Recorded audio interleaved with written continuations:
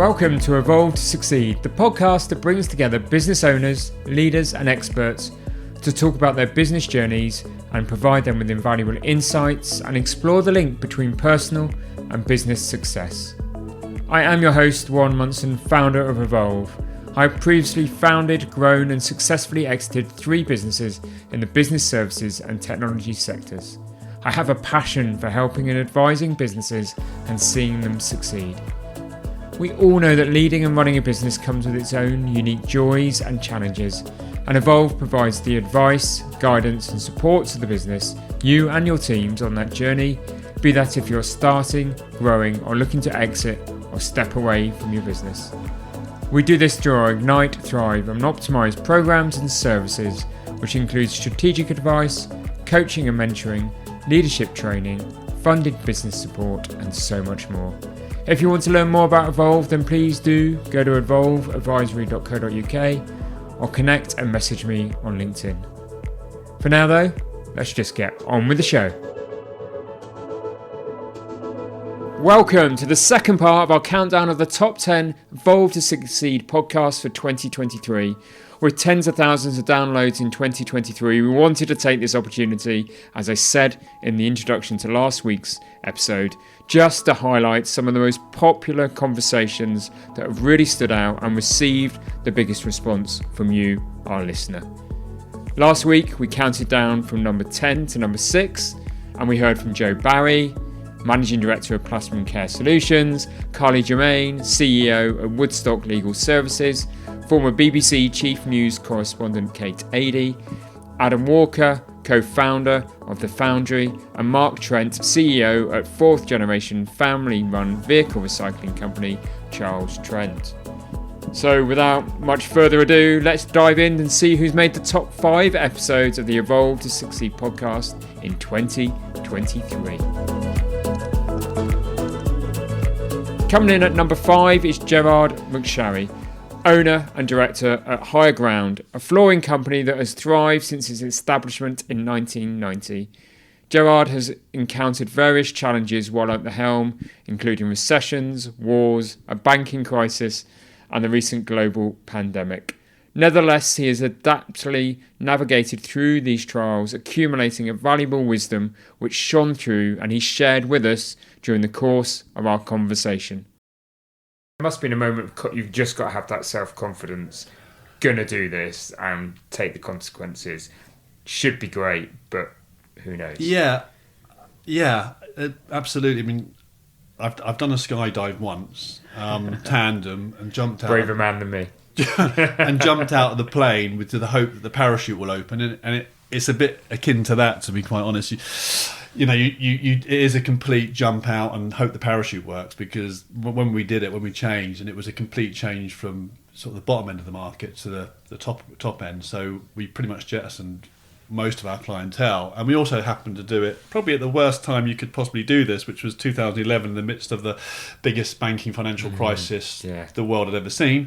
Nobody was moving house, nobody was investing, nobody was spending money, banks weren't lending. But yeah, there's no good time, is there? I mean, if you look back over the last 10 years, and we're talking about business investment, and business people want certainty, absolutely, to invest money. But if you look over the last 10 or 11 years, there's been no point where there has been any certainty. So hasn't existed since that 2008-9 situation, really. Precisely. We've had Brexit for 5 years, we've had pandemics, we've had 3 wars in the time that I've been doing my business. So there's, you could sit and wait around on the sidelines, or you can just go, right, got to do it now, because if I don't do it now, I'll never do it. So it was literally that. It was like, right, it's now or never. And I didn't have any funds, I didn't have any backers, I did it all off my own back. I don't mind saying that I put it all on my credit cards, up to the limit, so much so that I think I had 1 card left with about £2,000 on it, couldn't pay my rent. I was actually going to move into the shop, because I backed myself to that degree and backed myself into the corner to that degree. But you think, I've got an idea, I'm pretty sure it's going to work, and if no one else is going to do it, then I will. So that's how it started. Any hints and tips on how because you've obviously found some good people to work with. For sure, yeah, absolutely. I've been lucky. Again, luck. Luck does play into it. You can work really hard and not get luck. But I think anybody in business who's successful, if they didn't sort of say at some point there was some luck involved, I think they'd be lying. Yeah. But yeah, we've been fortunate to work with the people that we have. I've sort of found them out. I've looked around. So when I'm looking at my business, for me, again, a bit of a cliche, but I sort of compare it to a football team. Yeah. I'm not a football manager. I'm not a massive football fan, but a good football manager will always look at the weakest point of their team and try and improve that. And I think for me, it's the same with business. So I look at what's the weakest part and what can I do to improve that, because customers will sort of they'll see that anyway. They might not even be aware that they're seeing that. If there's a weak link, or there's something that isn't quite right, they might go and use a competitor. So you've got to try and make everything as good as it can be, and like that, it includes the staff, employing the best people you can find, attracting the best people, retaining them, making sure they're happy, incentivizing them, and bringing them along, and letting them understand the part of the journey as well, so that they're on board with what you're doing, because without good staff, without good people working with you, and you're not going to get anywhere. In terms of, you say you've spent half your life now owning, running, participating in this business in some way, shape or form. What effect has being entrepreneurial, being a business owner had on your own personal life?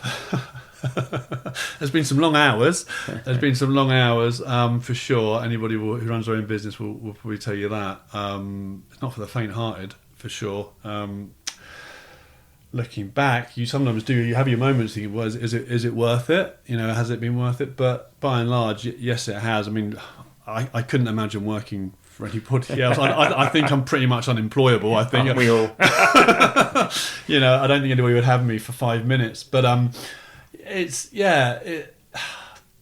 the good times are great. The hard times you only got yourself to find the answers from. You got to find them from somewhere, because ultimately people's livelihoods lay with you. So it's great employing people, it's great in growing a business, it's great all those things when things are going well and everyone's doing well from it. Making people redundant is the flip side of that. We haven't had to do that once in 26 years. That's a horrible thing to have to do.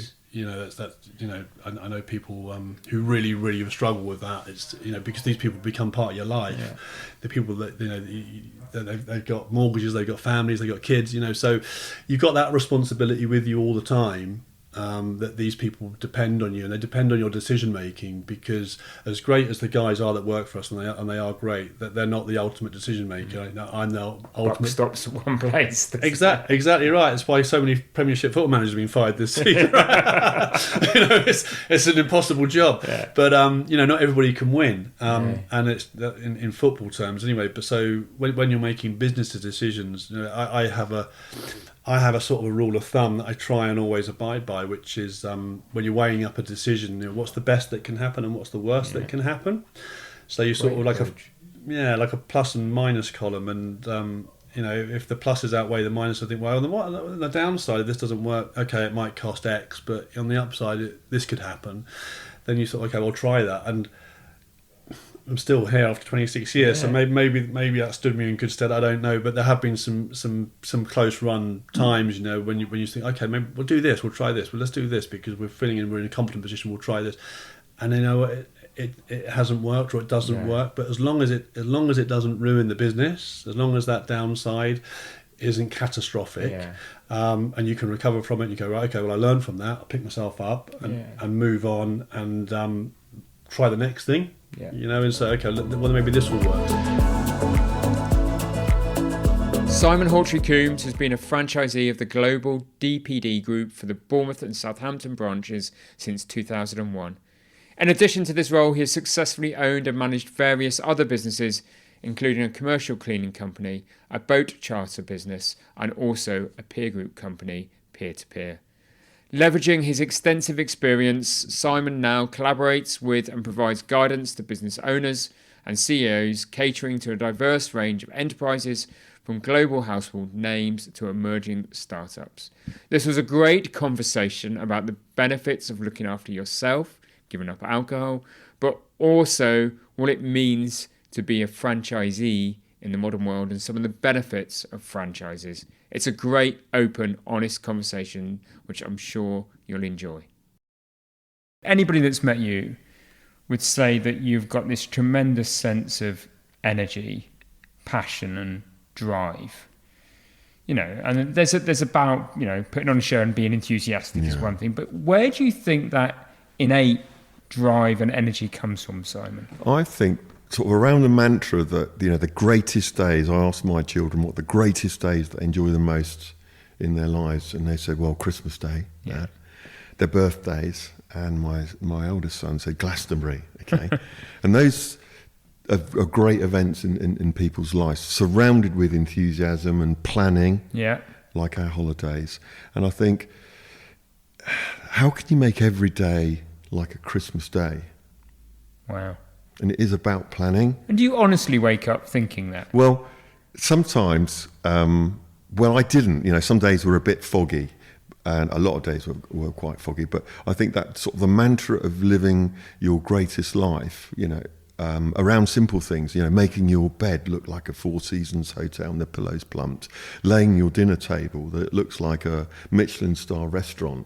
You know, these are little tiny things that you can do, little habits that do make a difference. And thinking, or driving around in a spotlessly clean vehicle, you know, rather than with the children's lunch from 3 days ago, you know, still on the back seat. But you can create these tiny little habits that. And I drive my brother to frustration in terms of your life is always with your rose-tinted bloody glasses. You know? So it can infuriate people in terms of that level of enthusiasm and energy. But like anything, you know, you've got to turn up and do the best that you can, it's whatever what you it put is. into it, Yeah, and if it enthuses other people, and people think, even when you've got a bright shirt on, Simon, all your stupid socks on, right? Noted, Warren, very nice socks. But you know, you can light up a room when you walk into it, and it's best to light rooms up when you walk in rather than when you walk out. One of the things you get right is relationships and sales. And I think that so many businesses perhaps don't get beyond 2 or 3 people, or definitely don't get anywhere near £1 million turnover, is because they get the sales, the relationships, the client delight piece wrong. So any top tips you would give to somebody listening to this that wants to focus on those areas? Yeah, I from experience in terms of the customer journey that most of us create about engaging customers, and our funnels are quite cool, right? They're quite good. Yeah. And the piece around, now we've got them as a customer, they've agreed to engage with us, and what that looks like is pretty good as well normally. So that kind of funnel piece, the customer journey piece. The last piece is what creates a lifetime journey of the customer. You know, why are people still trading and working with you? And there is the area that you can create what we call our TNTs, are tiny noticeable things that can, like TNTs, like the bombs that blow the customer, you know, thinking, oh my God, when I dealt with Warren, you wouldn't believe it. And I always laugh. One of the greatest examples I can share with you is going to the Four Seasons Hotel in Geneva, and a good friend of mine went in, we had a few drinks and we had backpackers, we were going skiing, and we came out of that hotel and we were laughing our socks off because the service was so good, the whole experience was so good that we just thought that they thought we were somebody else. Rock stars, Hollywood, royalty, you know, or they just completely mistaken who we are because the service was that good. And that's the piece, the advice that when you've got a customer, what can you do to create those TNTs that are so engaging that, because normally what happens at that point, we've done the funnel, we've got them in, we've invoiced them, we've created a sort of relationship, and now we've just taken them for granted. Yeah. And that happens in life as well. And you think in that point where you've taken that client for granted is the moment they say, we're going somewhere else. Yeah. Why are you such a believer in the power of peer groups? I feel that, you know, given the fact that if you play squash with an Olympic squash player every single week, and you've never played squash before, you're going to get very, very good very, very quickly. And I think Jim Rohn always says, you are the sum of the parts of the 5 people you spend most of your time with. And we've got a choice over that in terms of who we spend our time with. And if you lie down with dogs, you will come up with fleas. And if you hang around with idiots, you'll become an idiot.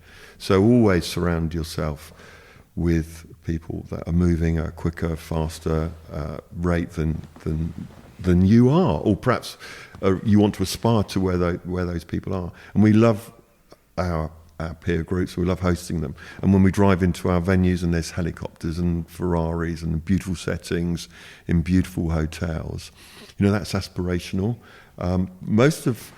For me, people are there for lots of different reasons.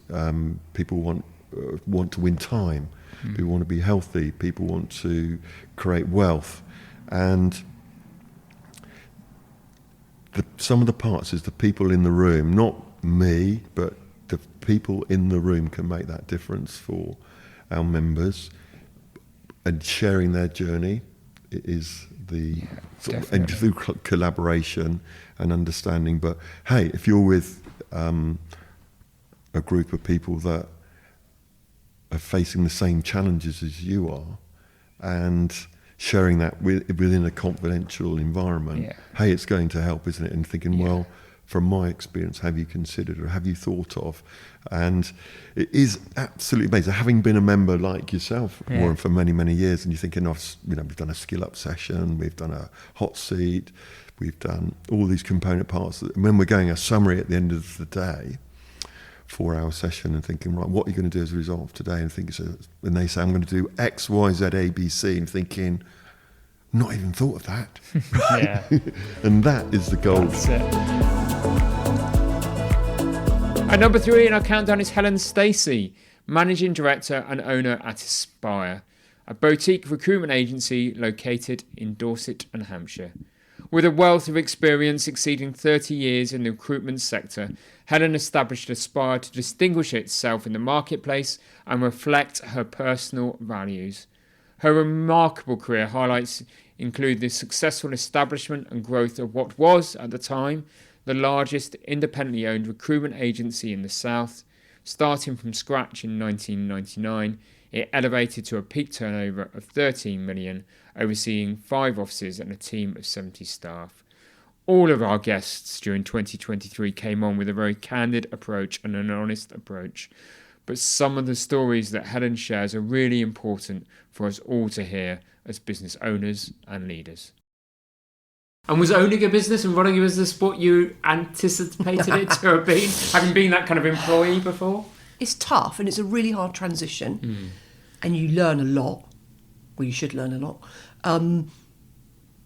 It was great fun. We had moments of high stress.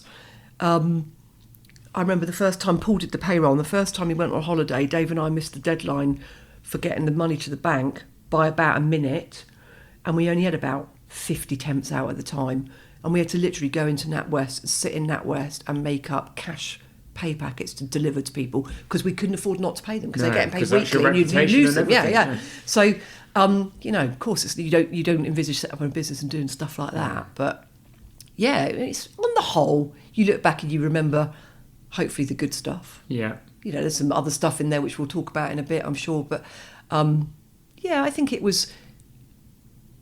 I'm not sure that I was necessarily destined to be an employee forever, and there's nothing wrong with that at all. If that's the route people go down, and we need employees. Obviously, we need people that just want to do that job and go home. But it was tough because I was living on my own, and you didn't want to worry your parents so much about talking about it. Yeah. And also things happen that are out of your control. I remember when 9/11 hit, we'd been going for about 2 years, and most of our temp business was in the aviation sector. And it just disappeared overnight, and you can't foresee that. No. You learn a lot. They wanted to keep me at that time, but it was hideous. And whilst I realised it wasn't my business, I couldn't even, back in the day of writing cheques, I couldn't even write a cheque for 15 quid to go to a chamber lunch without ringing an FD in Swindon to get it authorised. And I'm like, this is just ridiculous. And also, I wasn't in the best headspace. No. it was horrible, and I took the decision actually after about 3 months that I just didn't want to do it. I couldn't work in what was my business. That wasn't anymore. Yeah. Through those reasons. Yeah, through those circumstances. Yeah, it wasn't like you'd chosen to kind of. Well, I suppose we had chosen it, but not, and I gave my notice in, and I worked my notice, and I came out of recruitment vowing never to go back into it. And that was 2008. Here we are, 2023. 15 years later. Yeah, exactly. But, I mean, I hope you don't mind, but it would be interesting just to explore. When you reflect back now, how did that experience affect you, and how has it changed you as a person? I was always the least risky out of the three of us. So you probably know this, Warren, from the past. I'm quite risk adverse. Dave would probably be somewhere in the middle, and Paul was probably at the other end. And the three of us worked really well together. And I think what it's done for me setting up Aspire Jobs is I am very cautious. Yeah. And I was always like that. I didn't, my personal life, I don't necessarily spend money that I don't have. I think, it was tough. I took time out. I remember going to the chamber offices, and one of the members of staff saying to me, I'd been out of the business for a couple of months. It was just before Christmas. And she said to me, you look so much healthier. And I said, I don't understand what you mean. I look in the mirror and just see what I see. And she said, oh my God, you were grey. You lost loads of weight. You look so much better. And I was like, you just don't necessarily see it, do you? You just, and then I was like, well, I need to earn money. Yeah. Because obviously there wasn't this big pot of money that I'd suddenly been given. And I came out of recruitment and set up a different business, but wrong time, I think. And I carried on kind of spending the money. I had savings. I kind of carried on with the lifestyle almost as if I was still earning the big bucks. And then got to a point in the summer, I was like, okay, this isn't going to work. And I need to go and get a job. And I went and got a job working for someone else within recruitment. That client loyalty and building those relationships have clearly been a skill of yours over the years. And as you say, people have followed you, Alfred Marks, into Smart, into Aspire, and other roles you have perhaps in between. What tips would you give to anybody starting a sort of, recruitment or a business services business? So I suppose anybody where they rely on developing those client relationships. Any tips you'd give on building client relationships for longevity? It's about old-fashioned communication. So, and it's about being honest. Yeah. And if you don't understand something, you ask.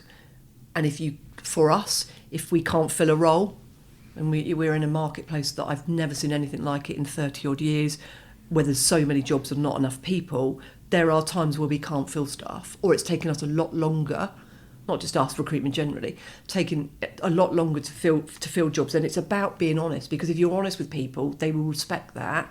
But it is about, this is going to sound really cheesy, but it's about being kind and treating people as you wish to be treated, because they will then refer you to other people. Yeah. And I get called all the time for jobs that I don't understand, perhaps really high-level IT jobs, and I'm like, straight over my head, don't understand job spec, what is the point? Yeah. So I will then refer that to someone else. It's like, no, I'm sorry, I can't help you. It's like, actually, I know this person, they might be able to help you.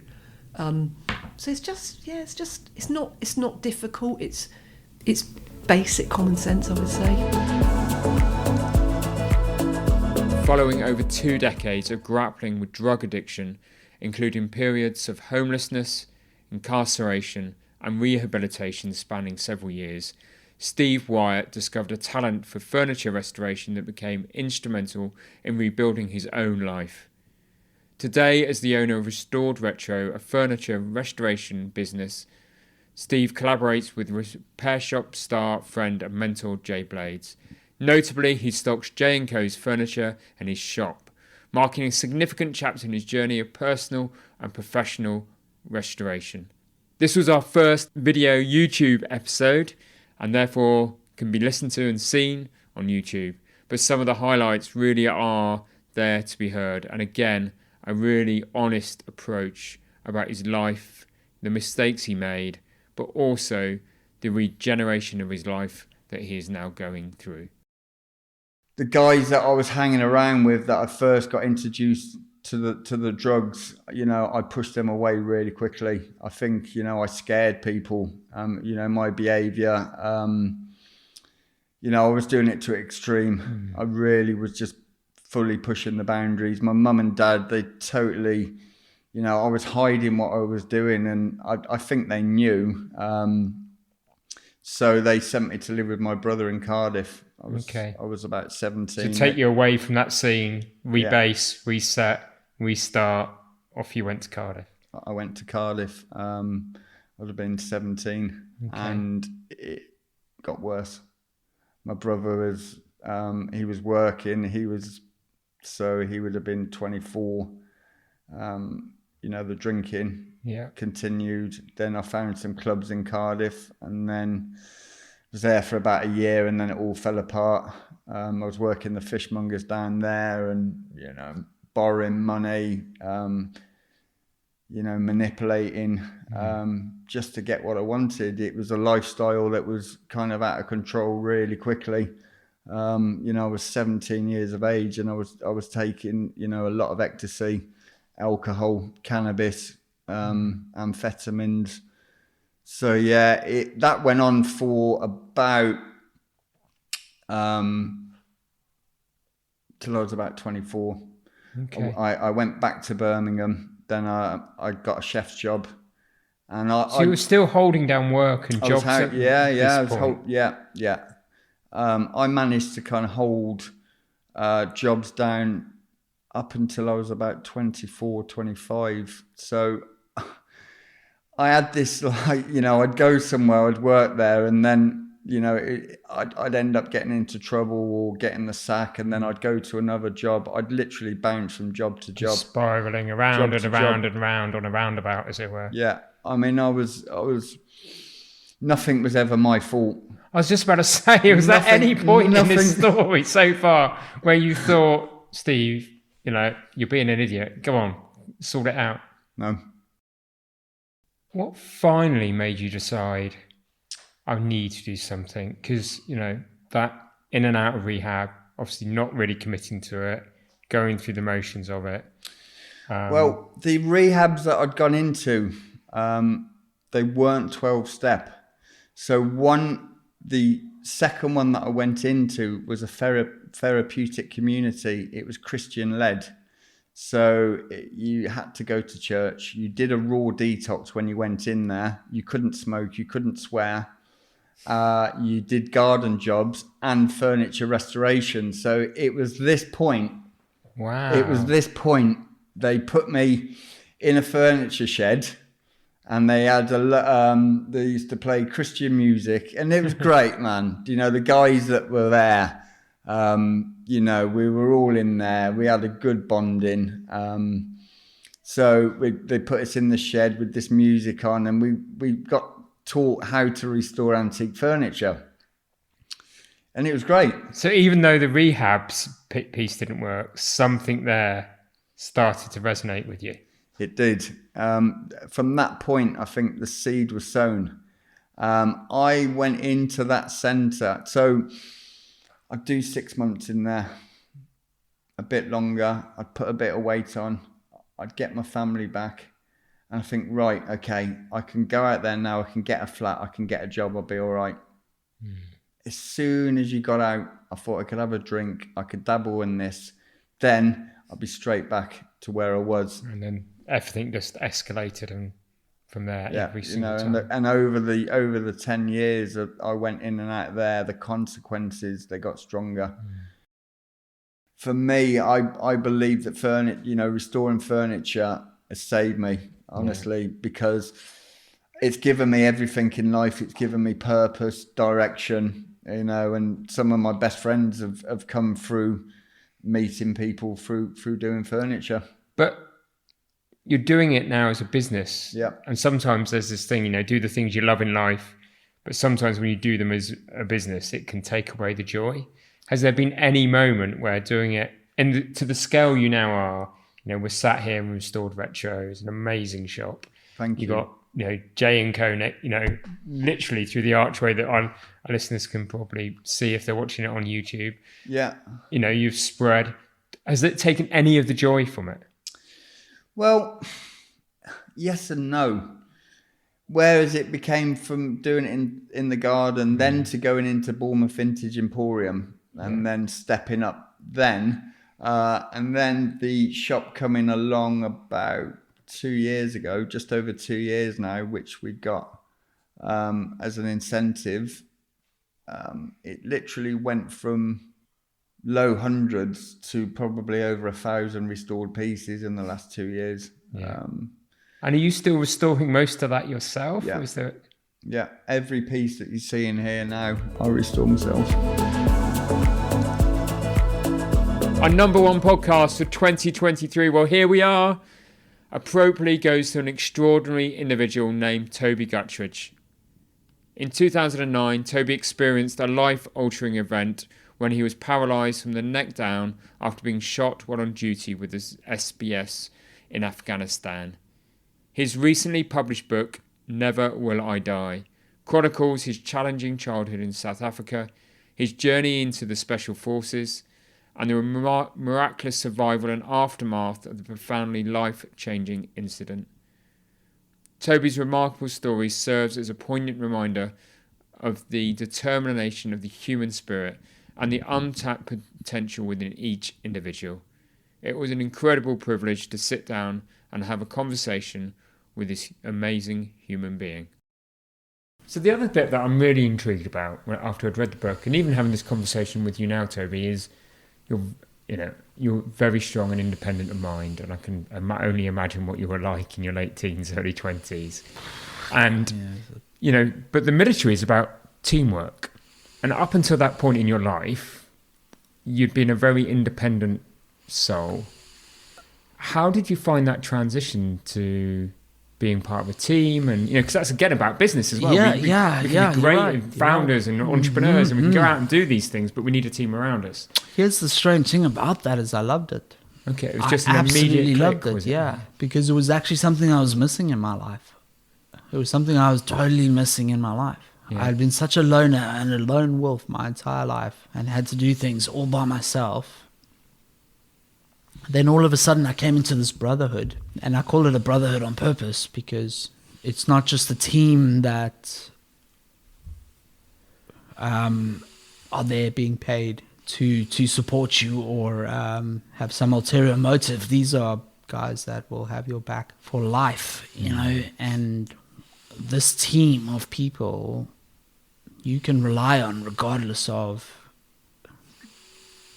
what time of day it is or how much they're getting paid or whatever. These guys, it's different. Yeah. And it was something I was missing my entire life. And it was something that drew me to the military as well, was that family, that team. That connection that you never really had before. I never had with a family. I never had with friends growing up. So, yeah, you'd think, oh, he must have struggled because he's used to being on his own and a single player. But no, absolutely not. It's the exact opposite.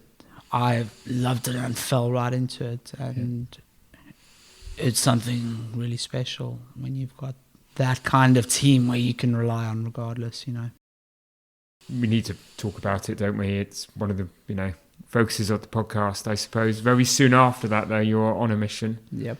And your accident, occurred. That's right. As far as you can, as far as you're able, could you tell our listeners a little bit about that mission? Yeah, of course. So we were in a AO, area of operation, which I can't say, but it was, in a foreign country, actually not Afghanistan, and we were after a high-value target who was, the upper tier of the Taliban regime, because we were there to sort of cut the head off the snake. Yeah. And we go after the big players. And I remember the day, I remember, going in for our brief, what we were doing that night, who we were after, going through the motions, how we were going to approach the target, making sure we had the right assets, and I remember going out on the ground, getting to the target, middle of the night, pitch black, and yeah, really, we were, at the time, we were told, look, there's women and children on target, so our normal method of entry, we had to kind of stand down on, and we had to then sort of think outside the box and think how are we going to do this. And you come across these problems, these are the sort of things you have to deal with. Yeah, it's part of it. And unfortunately, this then took the sort of risk of the operation a lot higher for us. But we as you know, we were determined to get it done, and we were determined to follow through on what our job was. So basically, we turned to an ulterior method of entry, which kind of gave our position away, or gave the elements of surprise away, and that gave them that split second to set up, get set, and unfortunately, as we came through into the compound or the building, they had just had those few seconds to prepare, and we lost the elements of surprise, and they opened fire on us, and I was shot through the neck. Unfortunately, that hit my spinal cord and paralyzed me instantly from the neck down. However, very lucky to be alive. The second round ricocheted off the side of my helmet, which would have killed me instantly. And that's all I can really remember. That's it. But I have spoken to my colleagues about what happened afterwards, and things and the follow-on process. But that's the long and the short of it, really, unfortunately. But these things happen in life, you know. In that story, in that journey, is there a pivotal moment where you think something changed inside you, though, or you changed your approach, or you had some help and assistance? Because again, we all go nowhere near the dark places you've been, Toby, but everybody in life goes through their challenges in their dark place, and it's just like a fraction of what you've been through. But again, listeners might be able to take something away about the approach you took, about, when you reach those darkest days and you turn the corner, what do you think you did differently?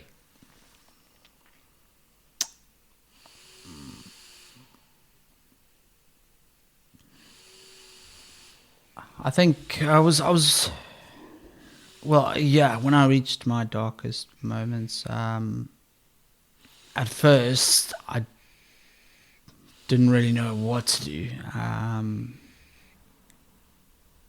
I think that was the first time in my life where I really didn't know what to do.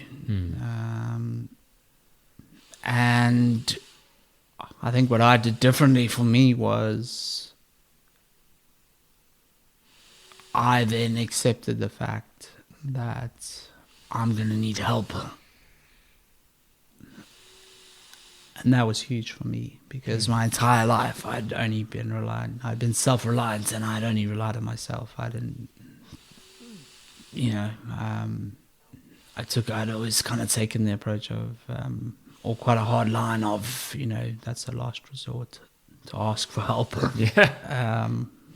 But I realized I was in a situation where I didn't have the skills, and I didn't have the knowledge to get me out of where I am now. So the thing I did was, I really, I basically just put my hand up and said, look, I need help. Brilliant. I need help. That's the biggest thing I think I did. And I was fortunate enough to get the right help. To just get me out of those dark dark moments. places. But on me personally, I dug deep. I tried to remember the qualities that made me who I am today. I tried to hold on to those little flickers or embers of the fire inside me that used to burn so bright. I used to hold, and I was just holding on to that for dear life, and trying to throw as much kindle on it as possible to get it, back, going again. Thank you for listening to the Evolve to Succeed podcast. My hope with every episode is that you've learned something new or heard something that challenged your way of thinking and further motivated you on your path towards becoming a more knowledgeable, informed and inspired individual and business leader. And don't forget, if you'd like to learn more about Evolve and the services we offer and how we can help you and your business confidently start, grow and exit, then please go to evolveadvisory.co.uk. Please also help and support this podcast by subscribing, liking and giving us a positive review on your favourite listening platform. Thanks for listening and see you next week.